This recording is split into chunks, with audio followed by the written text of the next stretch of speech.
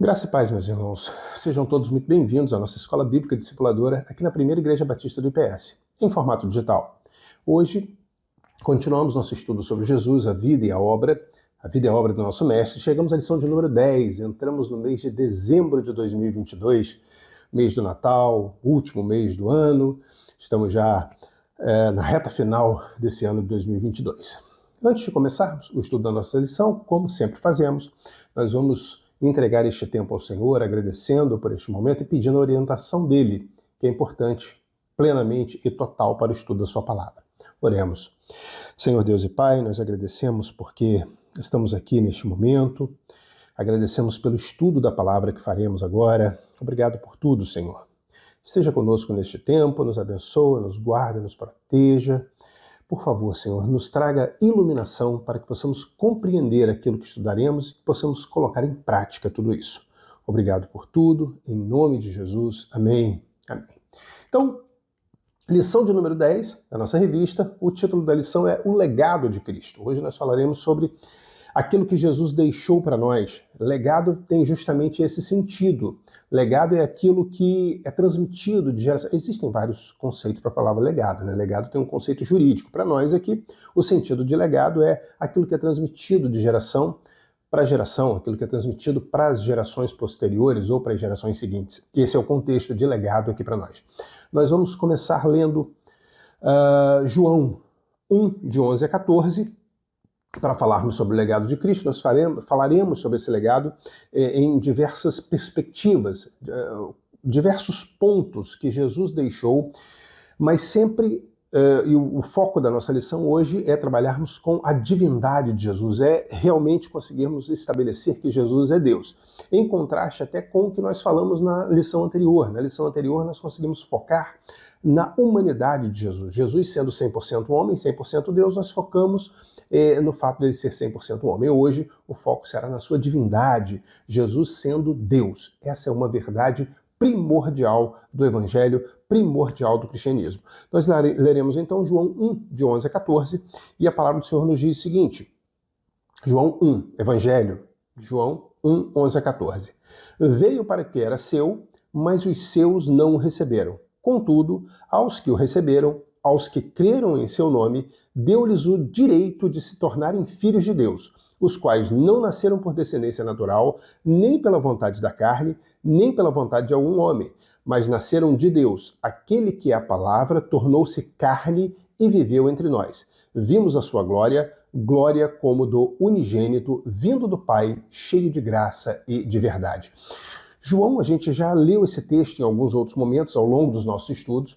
João, ele tem essa característica, a gente leu também isso, que João ele escreve o Evangelho para mostrar que Jesus é o Filho de Deus. A função do Evangelho de João é essa. Ele diz isso e ele deixa isso muito bem claro. Ele escreve realmente isso lá no capítulo de número 20. Ele deixa isso bem claro para nós. A gente vê que esse legado de Jesus, que é passado de gerações em gerações, a principal vertente dele é mostrar que efetivamente Jesus é Deus. Efetivamente, Jesus, ele é Deus.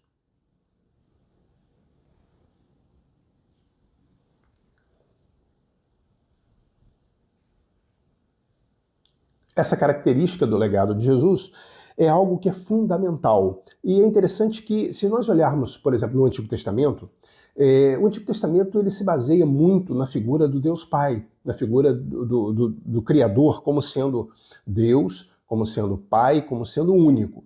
É interessante que a gente lá no final a gente vai voltar a falar sobre isso, essa unicidade de Deus, mas o Antigo Testamento mostra muito isso, a questão do Deus Pai. Ele cita em alguns pontos o Espírito de Deus, e a gente vê que isso se estabelece. Voltamos, já falamos isso algumas vezes ao longo dos nossos estudos. Toda a revelação de Deus, a revelação completa de Deus, a revelação dele enquanto sua essência, suas características, seus atributos estão na Bíblia, de capa a capa na Bíblia. Não existe nada além da Bíblia que mostra características e revelação de Deus. E essa revelação, como nós já dissemos em momentos anteriores também, ela se torna progressiva. Deus vai se apresentando de forma gradativa ao longo das páginas da Bíblia. Não acontece toda essa revelação de uma única vez. Então a gente vê que no Antigo Testamento tem essa característica, o Pai se apresentando. Mas a gente vê, inclusive, que o judaísmo, que tem nessa porção da Bíblia os seus escritos sagrados exclusivamente, eles compreendem até, eles reconhecem Jesus como um rabi, uma figura, um mestre. Os judeus param aí, eles não reconhecem Jesus como Messias, muito menos como sendo Deus, o Deus encarnado. Então eles param. E se a gente for olhar, por exemplo, outra grande religião, o islamismo, os muçulmanos, eles acreditam na figura de Jesus, no Alcorão fala sobre Jesus, eles acreditam em milagres de Jesus, eles acreditam no nascimento virginal de Jesus, eles acreditam que Jesus é um profeta, mas eles de forma alguma acreditam na divindade de Jesus, Jesus como sendo Deus. Apenas o cristianismo reconhece Jesus como sendo Deus, essa divindade de Cristo. Inclusive, esse é um dos dogmas principais do cristianismo, da igreja cristã. Estamos falando do cristianismo usando o termo para referência a esse conceito, a essa vertente, podemos chamar vertente religiosa, que coloca Cristo como centro das coisas. Então, o cristianismo aqui, a gente não está falando sobre a institucionalização, a igreja institucionalizada. Não, estamos falando sobre a agregação que existe entre palavra, Antigo Testamento e Novo Testamento, e povo de Deus, igreja. É isso que nós estamos chamando de cristianismo, não a institucionalização nas igrejas como um todo. Então, quando nós falamos cristianismo, é isso que nós estamos querendo dizer. Então, o cristianismo é dogma fundamental do cristianismo, o fato de que Jesus é Deus. É claro que isso começou a ser discutido logo no início do cristianismo. Tanto é que nós vemos João, segundo no seu evangelho, que nós lemos, ele escreve o seu evangelho para defender. Um dos motivos é defender que Jesus é filho de Deus e Jesus é Deus. E nós veremos isso ao longo do nosso estudo hoje. Por diversas vezes João coloca isso. João coloca Jesus como filho de Deus e coloca Jesus como o próprio Deus. Porque o Novo Testamento faz isso. O Novo Testamento apresenta Jesus como Deus. Em muitos momentos, ele era apresentado como filho de Deus, e é interessante a gente compreender isso. O Novo Testamento apresenta, e nós vimos lá, se eu não me engano, nossa primeira lição. Nossa primeira lição nós vimos 3 títulos de Jesus, um deles foi filho de Deus. E nessa lição nós estudamos de forma mais completa isso, então qualquer coisa volta lá, meu irmão, minha irmã, assiste a lição de novo. Mas Jesus é tratado como filho de Deus em diversos pontos dos evangelhos e diversos pontos do Novo Testamento como um todo. E se a gente for olhar, no momento em que é escrito o Novo Testamento, existem 2 grupos preponderantes para os quais esses textos são escritos. Primeiro, os judeus, e depois os gentios, em sua maioria, de pensamento romano, greco-romano, ou os gregos e os romanos. Os romanos, naturalmente, que eram o império dominante da época, mas o povo, aí a gente está abrindo esse parênteses justamente para a gente poder compreender isso. Foi escrito, então, para esses 2 povos, principalmente, judeus, em sua essência, e greco-romanos, em geral, também chamados de gentios. Os judeus, eles não poderiam conceber Jesus como filho de Deus de modo nenhum. Porque dizer que Jesus era o Filho de Deus é dizer que ele tinha a mesma essência de Deus. Nós veremos que em alguns textos que Jesus se coloca dessa forma, inclusive ele é quase apedrejado pelos judeus. Para os greco-romanos, os romanos em geral, não existia uma dificuldade em compreender Jesus como Filho de Deus. Por quê? Porque na mitologia greco-romana existiam diversos filhos de deuses. Os deuses se relacionavam entre si, tinham filhos, os deuses se relacionavam com as humanas e tinham filhos, eram chamados de semideuses. Aí nós temos exemplos de Perseu, Teseu, Aquiles, Hércules, são vários desses exemplos na mitologia greco-romana que tinham essa característica. Mas eles paravam, eles eram homens muito corajosos, muito destemidos, eram homens que tinham uma força, como o caso de Hércules, uma força sobre-humana, tudo isso era comum na mente greco-romana. Mas quando você ultrapassa essa vertente, e isso vai de encontro ao que os gentios compreendiam, que Jesus ele era colocado como filho de Deus, e também colocado como Deus. Aí ser colocado como Deus numa união, e nós sabemos isso, entre um Deus que no caso o Deus vivo, o Deus todo-poderoso, o Deus soberano, o Deus majestoso, que é o nosso Deus. E uma humana não poderia ser o próprio Deus ali também. Aí existia essa discussão toda, isso já era complicado para a mente greco-romana, até mesmo porque se nós olharmos para o final da vida de Cristo, que nós estudaremos em lições mais à frente, onde você tem essa figura crucificada, morta, Jesus morto, crucificado, isso era loucura para os gentios. Porque o gentio, quando via essa figura do semideus e tal, era uma criatura muito poderosa, um grande guerreiro, que ele era capaz de matar e ia para as batalhas. E a gente vê um Jesus que pregava o amor, um Jesus que pregava na sua essência o cuidado com o próximo, o olhar para o próximo, um relacionamento novo com Deus, e no final ele ser morto, crucificado, sem se defender, sem nada, isso aí não é verdade, isso é brincadeira, esse homem não é Deus nem filho de Deus. Então existia essa coisa era loucura para os gentios compreender isso. Mas Jesus, ele se apresenta como Deus em diversos momentos. Ele é o Messias que foi predito no Antigo Testamento. Nós podemos ver isso ao longo do Novo Testamento. Nós vemos isso. E até mesmo no Antigo Testamento, quando se pregava o Messias, também tem essa característica, quando o Messias era apresentado no Antigo Testamento como aquele que viria, que traria, resolveria todas as situações, traria solução para tudo, muitas vezes não existia uma clareza, pelo menos nas profecias, de que ele é o próprio Deus. Essa questão não era muito clara no Antigo Testamento. Jesus vem, então, para estabelecer, e nós compreendemos isso.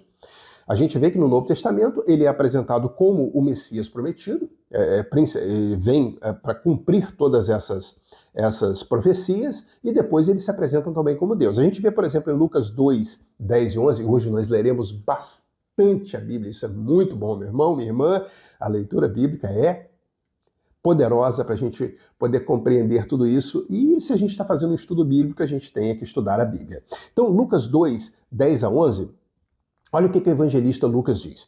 Mas o anjo lhes disse, não tenham medo, estou lhes trazendo boas novas de grande alegria que são para todo o povo. Hoje, na cidade de Davi, lhes nasceu o Salvador, que é Cristo o Senhor. Só para a gente compreender o contexto, o anjo aparece aqui para os pastores que estão pastoreando seus rebanhos, e chegam para esses pastores, e ele chega para esses pastores e diz exatamente isso, não tenham medo, estou lhes trazendo boas novas de grande alegria. Essa grande alegria será para todo o povo. Na cidade de Davi, Belém é a cidade de Davi, lhes nasceu o Salvador, e ele coloca o que é Cristo o Senhor. É interessante que essa palavra Cristo significa Messias. Se a gente for olhar a tradução Cristo, é a mesma de Messias, Cristo seria já no grego, depois ela é aperfeiçoada para o latim, chega para nós como Cristo, mas ela é o Messias no hebraico, que significa efetivamente ungido. O termo Messias ou Cristo significa ungido, apenas isso. Então, quando apenas isso que eu estou falando, o sentido é esse, mas esse é o Messias, é o ungido, ele não é um ungido qualquer, ele é o Messias. Então, o anjo está dizendo justamente isso, olha, as profecias do Antigo Testamento estão se cumprindo, porque na cidade de Davi está nascendo o Messias, ungido, e ele é o Senhor. E a gente vai ver que é importante dizer o Senhor, não é à toa que ele diz Cristo o Senhor. Existe um motivo para isso, a gente vai ver também ao longo da nossa lição de hoje. A gente vê que João, ele como disse anteriormente, ele diz que a função do evangelho dele, está lá em João 20, 31, ele diz, mas estes, ele está falando sobre os milagres, sobre aquilo que Jesus fez, ele diz, mas estes foram escritos para que vocês creiam que Jesus é o Cristo, o Filho de Deus, e crendo, tenham vida em seu nome. Então João ele escreve por quê? E é para apresentar Jesus como Filho de Deus. A missão de Jesus, de João, é apresentar Jesus como Filho de Deus, até mesmo nós compreendemos que para combater alguns pensamentos errados que já nasceram na época dele. A gente consegue compreender isso. Agora, ele diz isso, mas ele começa o evangelho dele apresentando Jesus como sendo Deus, como sendo o Senhor do universo. Nós olharmos João 1, de 1 a 3, nós vamos fazer referência a esse texto algumas vezes. João 1, de 1 a 3, mostrando que ele é o Senhor de todo o universo, João diz, no princípio era aquele que é a palavra, ele estava com Deus e era Deus. Ele estava com Deus no princípio. Todas as coisas foram feitas por intermédio dele, sem ele, nada do que existe teria sido feito. Isso que João começa a dizer, Jesus ele é o Senhor do universo. As coisas, ele fez todas as coisas. Por meio dele todas as coisas foram feitas. E sem ele nada teria sido feito. É isso que João está dizendo. A gente vê que o próprio Jesus e os evangelistas trazem isso, que o próprio Jesus ele se apresenta como sendo igual ao Pai. Ele diz em João 10:30, num texto bastante conhecido, eu e o Pai somos um. Ele deixa isso claro. Nós vemos também que a Bíblia apresenta Jesus como Rei dos Reis e Senhor dos Senhores.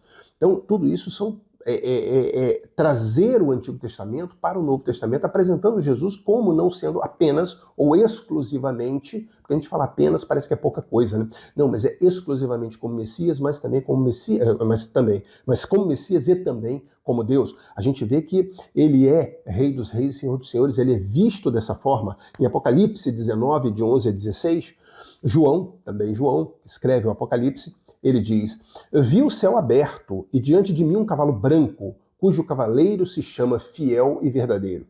Ele julga e guerreia com justiça.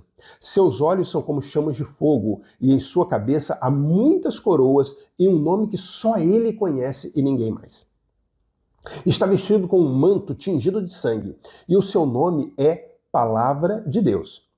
O exército do céu o seguiam, vestidos de linho fino, branco e puro e montado em cavalos brancos. De sua boca sai uma espada afiada com a qual ferirá as nações. Ele as governará com cetro de ferro. Ele pisa o lagar do vinho do furor da ira do Deus Todo-Poderoso. E em seu manto e em sua coxa está escrito este nome, Rei dos Reis, Senhor dos Senhores. Interessante a gente compreender que Jesus já se apresentando ou já apresentado como Rei dos Reis, Senhor dos Senhores, um nome escrito em seu manto e sua coxa, Rei dos Reis, Senhor dos Senhores. A gente vê que esse termo Senhor, é interessante a gente até ponderar que esse termo Senhor, ele passa por ele vai sendo aperfeiçoado ao longo do tempo, que a gente for olhar, se a gente for analisar e a gente vai voltar, tem um texto específico, que Deus se apresenta como Yavé. A gente usa aquele tetragrama, né? São 4 letras no hebraico, que aportuguesado seria o YHWH, que não existe não é pacífico qual seria a forma de pronunciar. Então o termo mais próximo, pelo que se compreende hoje, é Yavé. Então Yavé era o termo, o nome que Deus se atribui quando vai conversar com Moisés, conhecido como o nome pactual de Deus, é o nome que Deus dá, ele se apresenta.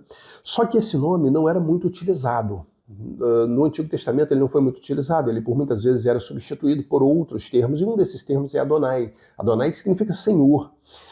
Quando há a tradução do hebraico, Adonai é uma palavra no hebraico, Senhor, né, no hebraico. Quando há uma tradução para o grego, o termo usado é Kyrios. Ele é usado mais de 700 vezes para fazer referência a Jesus, até mesmo no Novo Testamento, mas Kyrios é usado para falar sobre Deus Pai no Antigo Testamento. É usado esse termo Kyrios para substituir o Adonai. E a gente vê que esse mesmo termo Kyrios, Senhor, é utilizado também no Novo Testamento para fazer referência a Jesus. Então a gente vê que também os termos que eram usados para o Pai também são usados para Jesus. A gente vai ver que até mesmo esse Yavé, na sua essência ali, também existe uma alusão a Jesus usar termos parecidos a esse.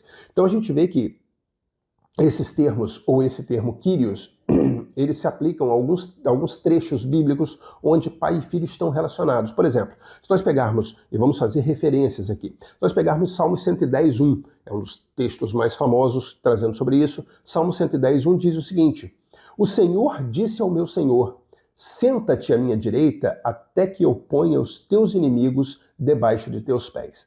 Jesus pega esse texto e ele fala lá em Mateus 22, 42 a 46, a referência ao Salmo 110:1, ele começa conversando com os judeus e ele diz o seguinte: o que vocês pensam a respeito do Cristo? De quem ele é filho? E eles respondem, ele é filho de Davi. Então ele lhes disse, então como é que Davi, falando pelo Espírito Santo, o chama Senhor? Pois ele afirma, o Senhor disse ao meu Senhor, senta-te à minha direita até que eu ponha os teus inimigos debaixo dos teus pés. Se, pois, Davi o chama Senhor, como pode ele ser seu filho? Ninguém conseguia responder-lhe uma palavra. E daquele dia em diante, ninguém jamais se atreveu a lhe fazer perguntas. O que Jesus está dizendo aqui é o seguinte, ele pega esse texto do Salmo 110, 1, e diz, olha, Davi está dizendo que o descendente dele era Senhor, disse o Senhor ao meu Senhor. Como que seria descendente, então? Porque a ideia é você só chama Senhor quem é mais do que você. Então, Davi, ele conseguia ver o que Jesus está dizendo aqui, é isso. Davi conseguia ver que o seu descendente era mais do que ele. Davi conseguia ver que o seu descendente era Senhor. Então, Jesus trazendo uma mensagem do Antigo Testamento, uma profecia, um salmo messiânico, para o contexto dizendo, olha, é isso que está acontecendo, eu estou aqui cumprindo isso. Então, a gente vê isso acontecendo. Nós vemos que em Atos 2,36, também usando o termo Senhor para Jesus, do mesmo jeito que foi usado no Antigo Testamento para Deus Pai, em Atos 2,36, dos discursos, Pedro diz, portanto, que todo Israel fique certo disto, este Jesus a quem vocês crucificaram, Deus o fez Senhor e Cristo. Então é como se ele estivesse dizendo Deus e Messias, ao mesmo tempo, né? Senhor fazendo uma alusão ao Pai e Cristo fazendo uma alusão ao Messias, que era esperado então por toda a nação de Israel.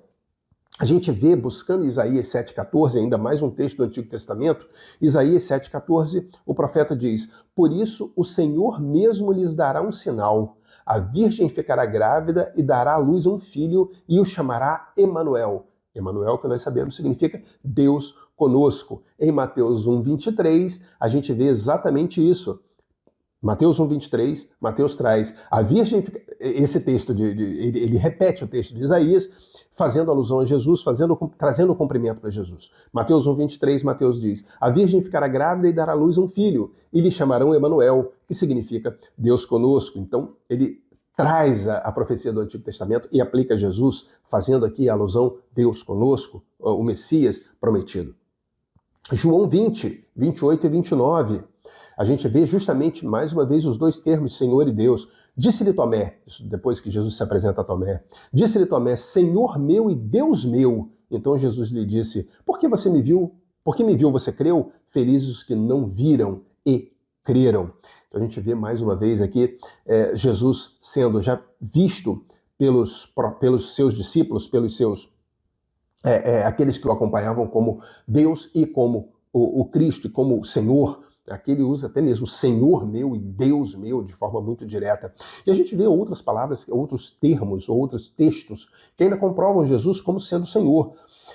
A gente vê que, e fica interessante a gente primeiro fazer para a gente compreender uma coisa. A gente vê que Jesus ele se apresenta como Senhor, ele se apresenta como Deus, os discípulos começam vendo isso, mas a gente vê que depois outros também conseguiram ver isso. Por quê? A gente vê que no Novo Testamento também há uma progressão, e é interessante a gente compreender isso, tanto na apresentação de Jesus, como depois na compreensão daquilo que Jesus disse. A gente olhar, por exemplo, isso, o próprio Jesus diz que isso ia acontecer. Se nós pegarmos João 14, 26, está escrito assim, mas o conselheiro, o Espírito Santo, Jesus falando do Espírito Santo, que o Pai enviará em meu nome, lhes ensinará todas as coisas e lhes fará lembrar tudo o que eu lhes disse. Então, nesse primeiro momento, Jesus está dizendo, olha, o Espírito Santo vai fazer vocês lembrarem de tudo o que eu disse. Então, não fiquem preocupados, até porque Jesus não deixou nada escrito de próprio punho.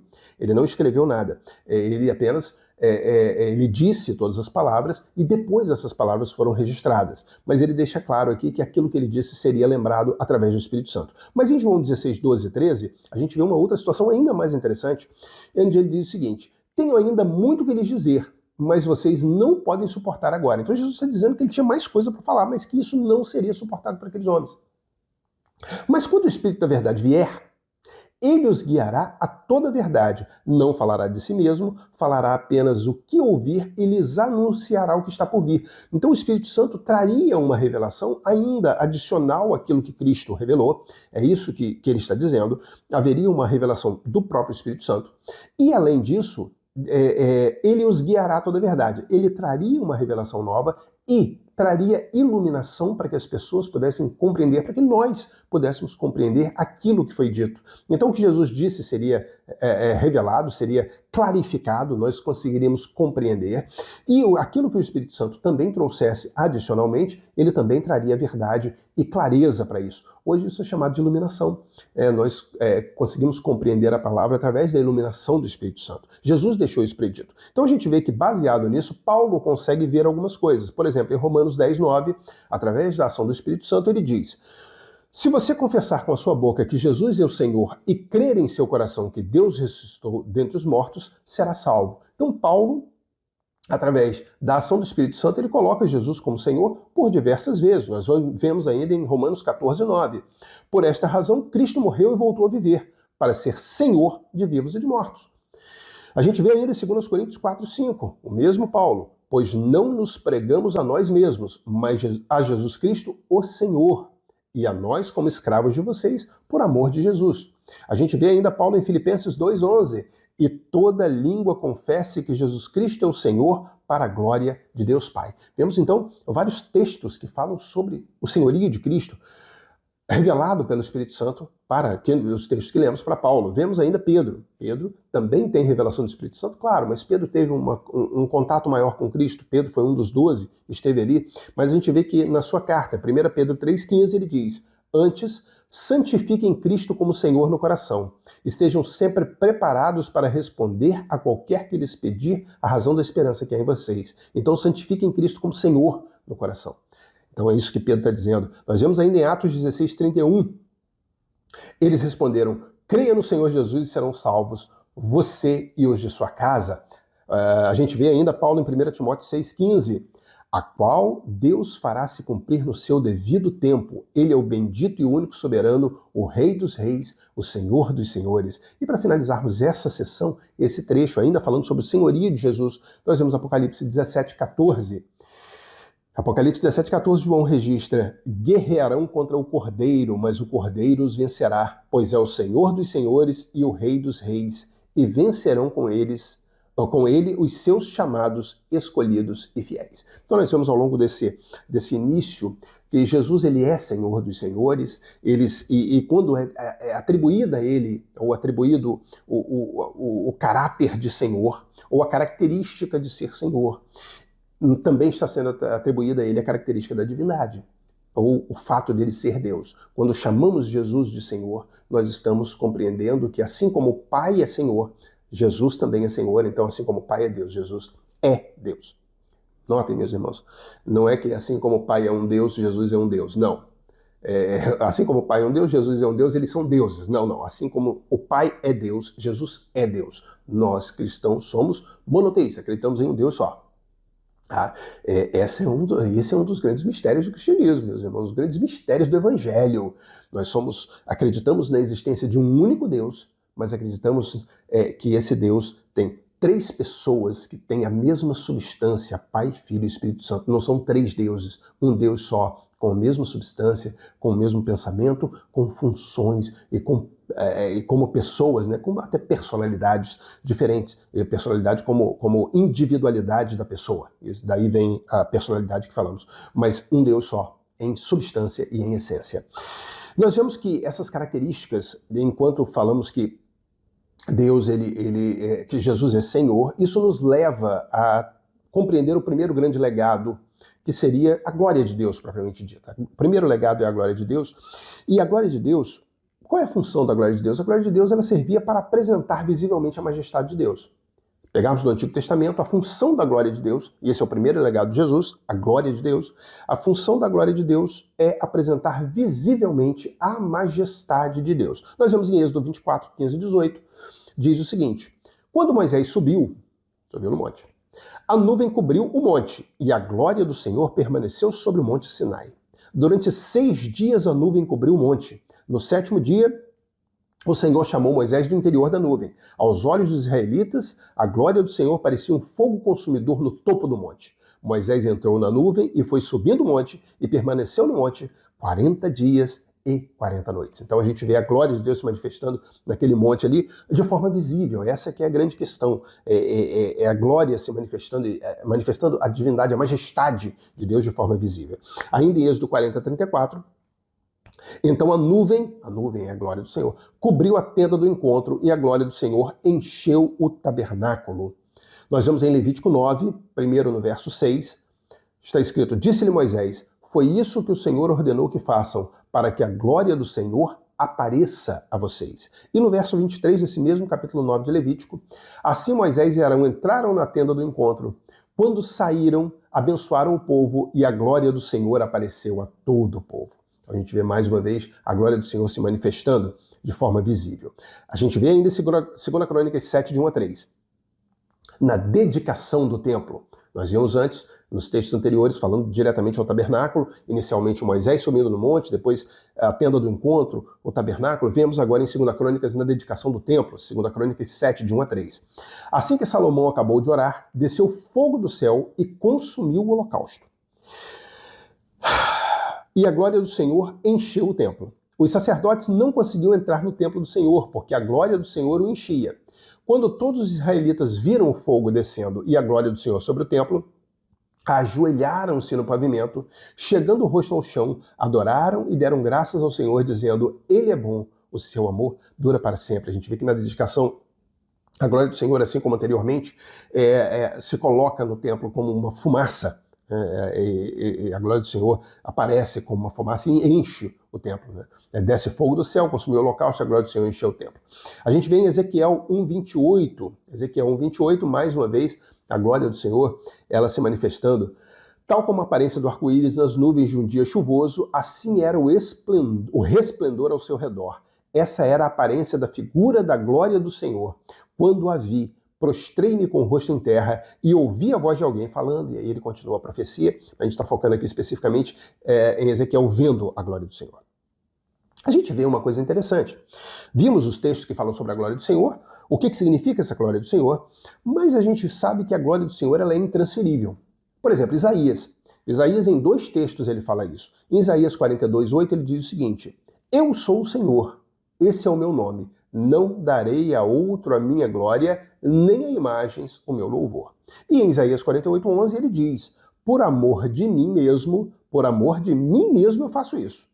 Como posso permitir que eu mesmo seja difamado? Não darei minha glória a um outro.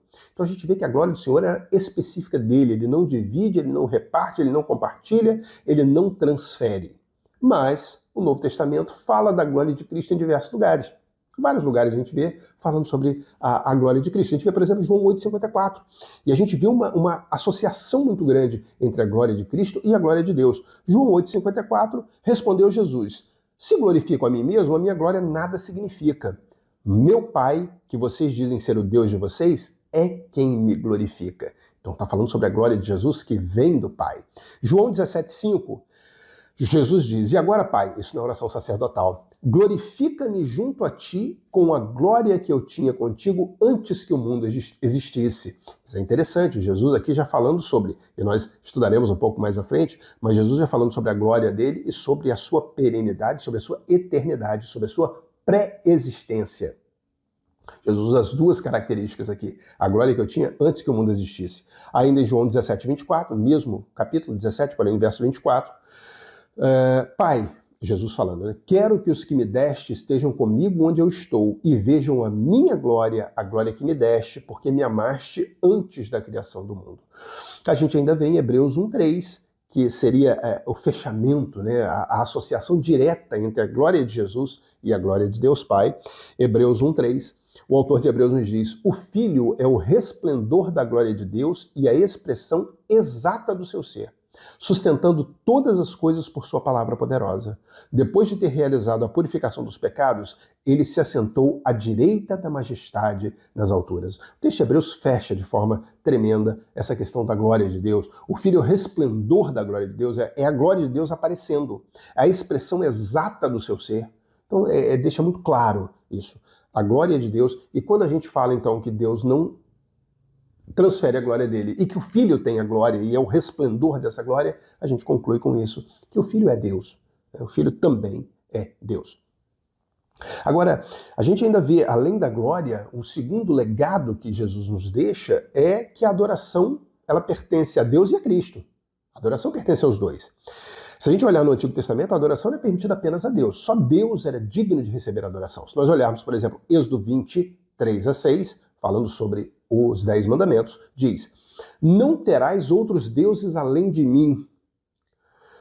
Não farás para ti nenhum ídolo, nenhuma imagem de qualquer coisa no céu, na terra ou nas águas debaixo da terra. Não te prostrarás diante deles, nem lhes prestará culto, porque eu, o Senhor teu Deus, sou Deus zeloso, que castiga os filhos pelos pecados de seus pais, até a terceira e quarta geração daqueles que me desprezam.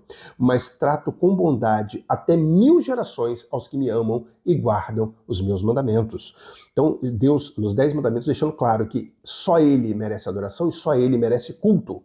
Vemos ainda em Deuteronômio 6,4, ouça, ó Israel, o Senhor, o nosso Deus, é o único Senhor. Então, se Ele é o único Senhor, e nós já vimos que Jesus também é Senhor, Ele é o único que merece receber adoração. Assim como Jesus também merece receber adoração. Nós vemos Deuteronômio, ainda no 6, mas de 13 a 15, Moisés dizendo, temam o Senhor, o seu Deus, e só a Ele prestem culto, e jurem somente pelo seu nome. Não sigam outros deuses, os deuses dos povos ao redor, pois o Senhor, o seu Deus, que está no meio de vocês, é Deus zeloso.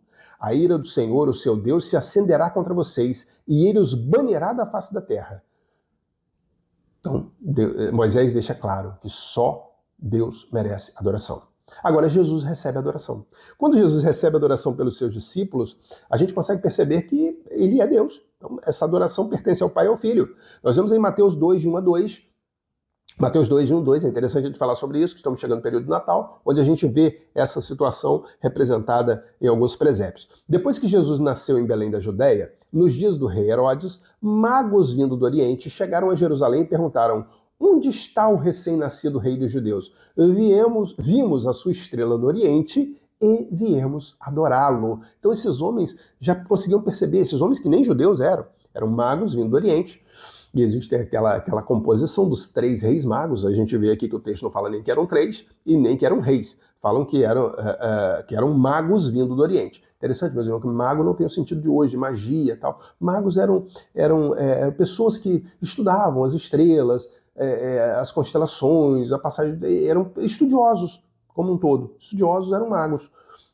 Assim eram representados. Não tem o sentido de magia como a gente tem hoje. O mago é aquele que é o bruxo. Não tem nada disso, não. Tá? De esoterismo. Não é essa a questão aqui. Então eles viram, eles conseguiram perceber e vieram para adorá-lo. A gente vê que não aconteceu isso, a gente sabe disso, né? A gente sabe que eles chegaram até Jesus, claro, entregaram os presentes e tal. E Herodes usando isso, queria chegar até Jesus também para matá-lo. A gente vê que em João 9, 35 a 38, quando Jesus cura aquele cego de nascença, que é um dos textos assim que mostra de forma mais profunda a simplicidade do evangelho, né? Quando chega para aquele homem, esse que te curou, ele não é de Deus, porque ele não pode curar no sábado. E aquele homem, diante daquela discussão teológica de que podia curar, não podia curar, aquele homem diz assim, olha, se ele era de Deus eu não sei, se ele não era eu não sei, claro que a gente sabe que era, eu só sei de uma coisa, eu era cego, agora eu vejo. Ele agiu na minha vida de forma sobrenatural e ele transformou a minha vida. Vocês estão discutindo se ele tem autoridade para fazer isso ou não. Eu estou dizendo que ele fez na minha vida. A minha vida era uma vida marginal, desgraçada, e ele transformou em uma nova vida. É isso que eu sei. E chega no final desse capítulo 9, né, mais à frente nesse capítulo 9, aquele homem cego foi expulso, os fariseus o expulsaram, depois de um bate-boca que teve lá entre eles. Jesus ouviu que o haviam expulsado, e ao encontrá-lo disse, você crê no Filho do Homem? Perguntou o homem, quem é ele, Senhor, para que eu nele creia? Disse Jesus, você já o tem visto. Você já o tem visto, né? Porque agora está vendo, ele estava cego, mas você já o tem visto. É aquele que está falando com você. Então o homem disse, Senhor, eu creio, e o adorou. Ainda em Mateus 28, 16 e 17, os 11 discípulos foram para Galiléia, para o monte que Jesus lhes indicara. Quando o viram, o adoraram. Mateus 28, 16 e 17. Os 11 discípulos aí já não tem mais, foi depois da ressurreição de Jesus. Já não tem Judas, né? Então os 11 foram até lá e o adoraram. A gente ainda tem muitos textos que exaltam a glória, a majestade de Jesus e de Deus. São as chamadas doxologias, né? As doxologias são frases, cânticos, orações, trechos, às vezes palavras simples, mas que exaltam a glória, a majestade de Deus. Geralmente fecham algum livro, fecham alguma sessão, ou abrem alguma sessão. A gente vê várias doxologias, existem inúmeras nos Salmos, e no Novo Testamento também tem muitas. E a gente vê que algumas falam sobre Jesus. Algumas dessas exaltações de glória e majestade também falam sobre Jesus, são doxologias sobre Cristo. A gente vê, por exemplo, 2 Timóteo 4,18. Paulo fala: o Senhor me livrará de toda obra maligna e me levará salvo para o seu reino celestial. A ele seja a glória para todo sempre. Amém. Aqui ele está falando de Jesus. Pedro fala em 2 Pedro 3,18. Cresçam, porém, na graça e no conhecimento do nosso Senhor e Salvador Jesus Cristo. A ele seja a glória, agora e para sempre. Amém. Esse trecho é também uma doxologia, exalta a glória e a majestade de Jesus. Em Apocalipse 1, de 4 a 6, João fala: João às 7 igrejas da província da Ásia, a vocês, graça e paz da parte daquele que é, que era e que há de vir, dos 7 espíritos que estão diante do seu trono, e de Jesus Cristo, que é a testemunha fiel, o primogênito dentre todos os mortos e soberano dos reis da terra. O primogênito dentre os mortos, não tem todos aí não, pode acrescentar palavrinha no texto bíblico não, pode dar um contexto diferente, né? O primogênito dentre os mortos e soberano dos reis da terra. Ele que nos ama e nos libertou dos nossos pecados por meio do seu sangue e nos constituiu reino e sacerdotes para servir a seu Deus e Pai. A ele sejam glória e poder para todos sempre. Amém. Agora existem algumas doxologias, alguns desses trechos, que são ao mesmo tempo para o Pai e para o Filho. E aí a gente vê que fechando a situação, né? Fechando a glória e majestade do Pai e do Filho. A gente vê Apocalipse 5,13. Depois ouvi todas as criaturas existentes no céu, na terra, debaixo da terra e no mar, e tudo o que neles há, que diziam: aquele que está sentado no trono e ao Cordeiro sejam o louvor, a honra, a glória e o poder para todo sempre. A gente ainda lê em Apocalipse 7,10. E clamavam em alta voz: a salvação pertence ao nosso Deus, que se assenta no trono, e ao Cordeiro. A gente vê que orações também foram dirigidas a Jesus. A gente vê em Atos 7,59, quando Estevão estava sendo apedrejado, ele faz uma oração a Cristo. Então, Atos 7,59, enquanto apedrejavam Estevão, este orava: Senhor Jesus, recebe o meu espírito. A gente vê ainda em Apocalipse 22:20, aquele que dá testemunho dessas coisas diz: sim, vem em breve. Quem dá o testemunho diz: sim, vem em breve, é Jesus falando.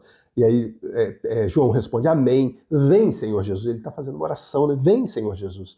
A gente vê então que orações foram dirigidas a Cristo, e a gente sabe que orações eram feitas apenas ao Pai. A gente vê que mensagens do Antigo Testamento são aplicadas a Ele.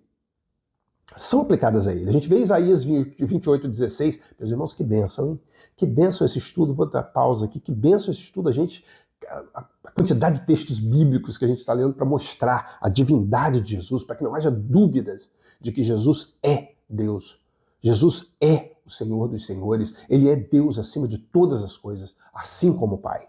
Isaías 28:16, a gente vê, a gente vai ler 2 textos, depois trazer a interpretação dele, trazer o cumprimento e a visão do Novo Testamento sobre esses textos. Em Isaías 28:16, Isaías registra: por isso diz o soberano, o Senhor, eis que põe em Sião uma pedra já experimentada, uma preciosa pedra angular para alicerce seguro. Aquele que confia jamais será abalado.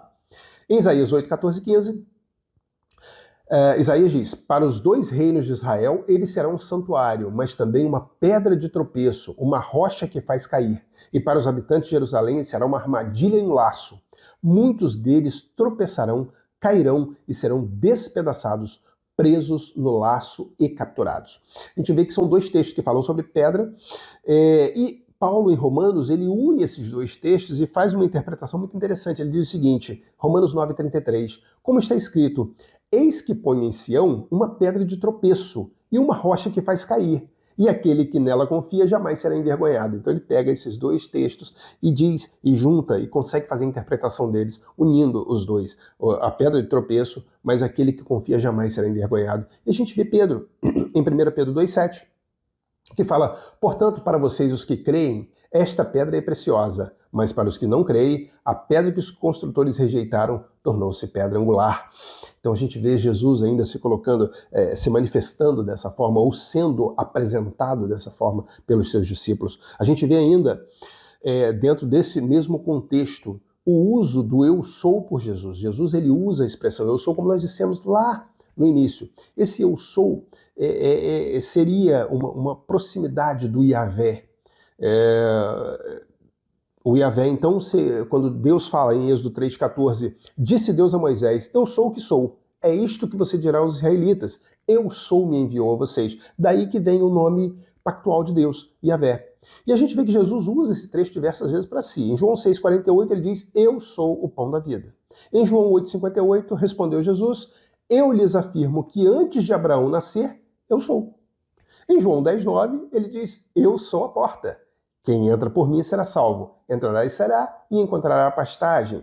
A gente vê em João 11,25. Disse-lhe Jesus, eu sou a ressurreição e a vida. Aquele que crê em mim, ainda que morra, viverá. Em João 15,1. Eu sou a videira verdadeira. Meu pai é o agricultor. E em João 14,6, um dos textos mais conhecidos da Bíblia Sagrada, respondeu Jesus, eu sou o caminho, a verdade e a vida. Ninguém vem ao Pai a não ser por mim. Quando Jesus, num dos trechos, ele ainda diz, antes que Abraão existisse, eu sou, né, em João 8,58, quando ele fala isso, logo depois os judeus fazem o quê? Pegam em pedras para apedrejá-lo, porque viram como blasfêmia, quando ele diz, antes que Abraão existisse, eu sou. Então, a gente vê que tem essa característica, esse segundo legado está justamente aí. Mas existe ainda o terceiro legado de Jesus. O terceiro legado nos mostra que Jesus é o Filho de Deus e tem a mesma natureza do Pai. Jesus ele é filho e tem a mesma natureza do Pai. A gente vê em Oséias 11:1, diz o seguinte, quando Israel era menino, eu o amei e do Egito chamei o meu filho. É interessante que Oséias fala isso, fazendo uma referência a Israel, e os autores do Novo Testamento, os discípulos, os apóstolos do Novo Testamento, interpretaram como sendo uma profecia messiânica. A gente vê em Mateus 2,15, que Mateus diz o seguinte, que ele ficou no Egito, onde ficou até a morte de Herodes. E assim se cumpriu o que o Senhor tinha dito pelo profeta, o profeta Oséias, do Egito chamei meu filho.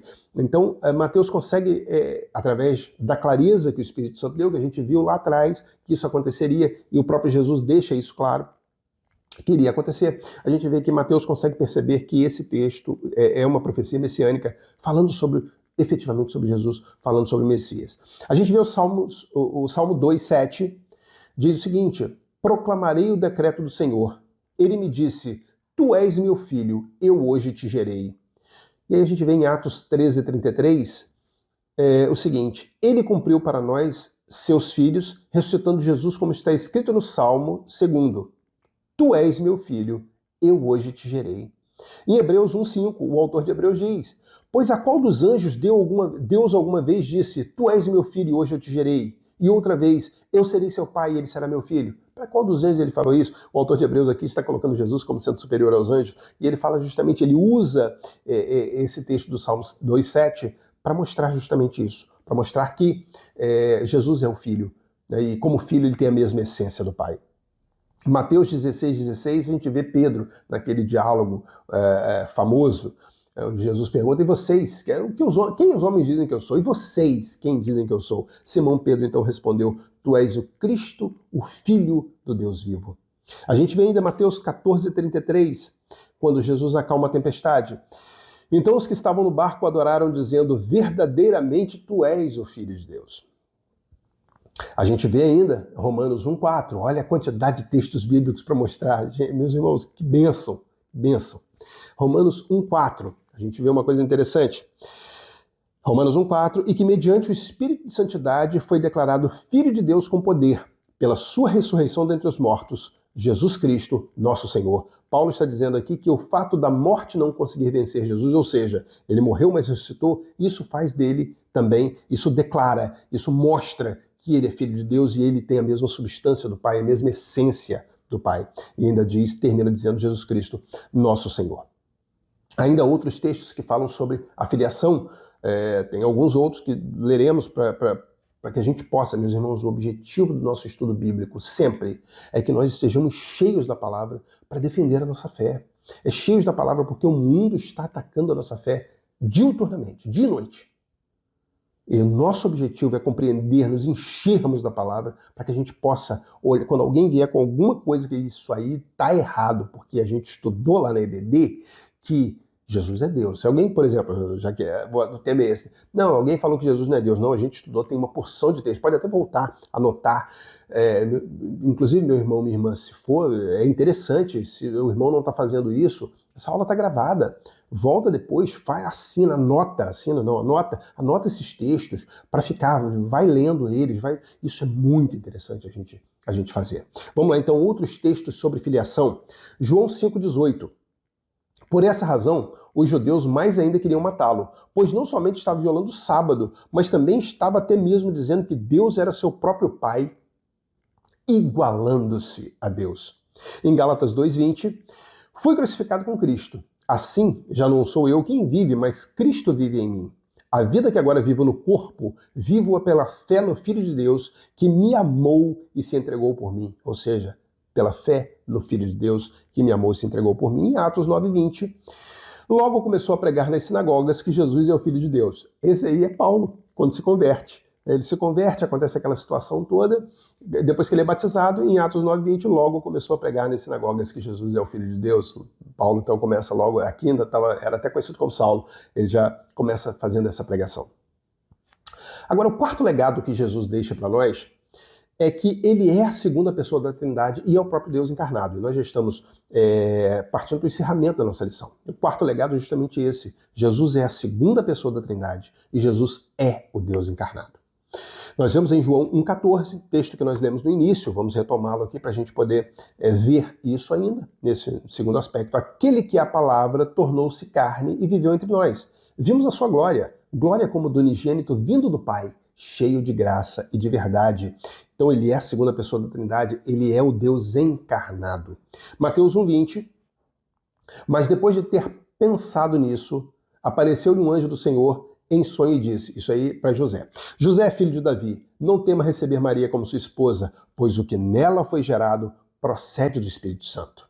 Lucas 1,35, o anjo respondeu para Maria: o Espírito Santo virá sobre você e o poder do Altíssimo a cobrirá com sua sombra. Assim, aquele que há de nascer será chamado Santo, Filho de Deus. E aí quando o anjo vem e diz que ela daria a luz ao Salvador, ela diz assim, mas como isso pode acontecer? Porque eu não conheço o homem, né? Eu nunca tive relação com o homem. E aí o anjo responde dessa forma, não, o Espírito Santo que vai resolver isso, é ele que vai vir sobre você, o poder do Altíssimo a cobrirá com a sua sombra. E a gente vê nesse trecho a Trindade. A gente vê exatamente nesse texto aqui a Trindade. O Espírito Santo virá sobre você, está falando sobre o Espírito Santo, o poder do Altíssimo, o Pai, a cobrirá com a sua sombra, e aquele que há de nascer será chamado Filho de Deus. O Santo Filho de Deus, a Trindade presente na promessa que o anjo entrega a Maria, na revelação que o anjo entrega a Maria em Lucas 1,35. A gente vê ainda em Romanos 8,3, porque aquilo que a lei fora incapaz de fazer por estar enfraquecida pela carne, Deus o fez enviando seu próprio Filho à semelhança do homem pecador, como oferta pelo pecado, e assim condenou o pecado na carne. Deus encarnado. Nós já vimos que ele é Deus, agora vimos a encarnação desse Deus. Gálatas 4,4. Mas quando chegou a plenitude do tempo, Deus enviou seu Filho, nascido de mulher, nascido debaixo da lei. Então a gente vê, na plenitude do tempo, o Filho veio. Quando a gente analisa esses textos, a gente vê que ele encarnou. Mas a gente também tem textos que falam sobre a sua existência eterna, e isso é interessante. A gente vê em João 1,1, por exemplo. Ele é o Deus encarnado, mas ele é Deus. Então ele é pré-existente a essa encarnação. Isso é até interessante ouvir, eu já ouvi, meus irmãos, pessoas muito sérias no Evangelho, irmãos que com desejo de aprender a palavra, que chegaram a pensar por algum tempo que Jesus ele aparece na história e ele se torna existente no momento da encarnação. E vimos isso, e a pessoa, isso é interessante, né? A pureza do coração, a pessoa coloca, gente, eu pensei que fosse assim. Não, mas aí a Bíblia vai e revela. A gente está aqui para aprender o tempo todo. É lógico, não é aquela pessoa que olha o texto e fala assim, não, isso aí é mentira. Não, é a pessoa que realmente não sabia e aprende. A gente vê em João 1,1, no princípio era aquele que é a palavra, ele estava com Deus, ele era Deus. Então, no princípio era o verbo, em outras traduções, o verbo estava com Deus, mas ele também era Deus. João 3,13, ninguém jamais subiu ao céu, a não ser aquele que veio do céu, o Filho do Homem. Ainda no capítulo 3, verso 31, aquele que vem do alto está acima de todos. Aquele que é da terra pertence à terra e fala como que é da terra. Aquele que vem do céu está acima de todos. João 17,5, que a gente já leu. E agora, Pai, glorifica-me junto a Ti com a glória que eu tinha contigo antes que o mundo existisse. E para a gente fechar essa pré-existência, a gente vai ler Filipenses 2, 5 a 8, o hino cristológico, como é conhecido.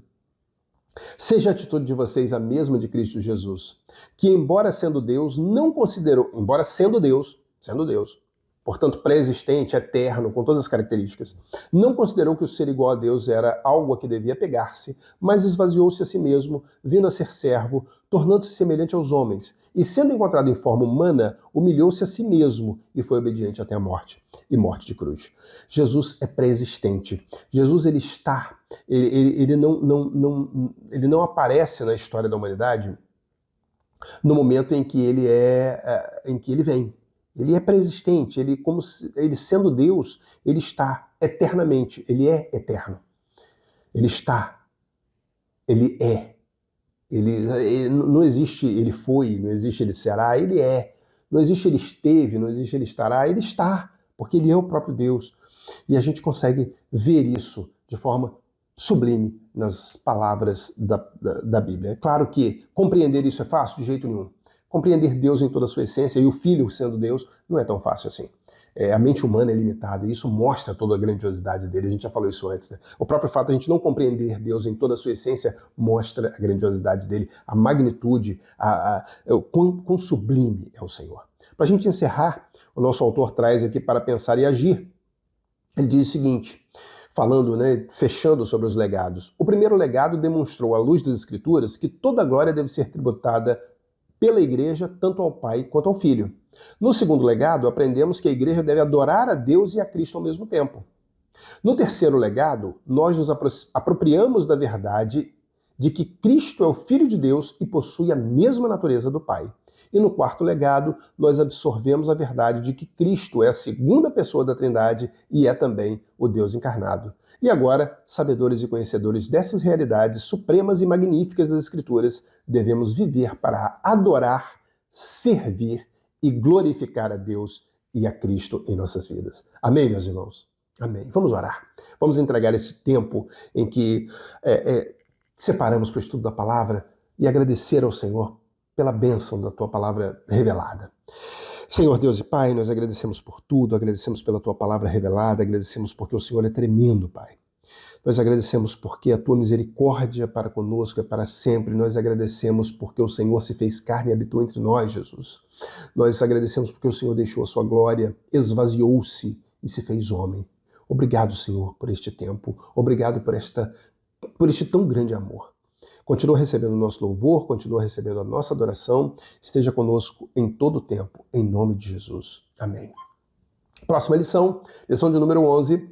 Nós falaremos sobre novas de grande alegria. Será que é o quê? Falaremos sobre o nascimento de Jesus na nossa próxima lição, já na reta final da nossa revista. Fiquem todos com Deus. Eu conto com você, meu irmão. Conto com você, minha irmã. Um grande abraço e até lá.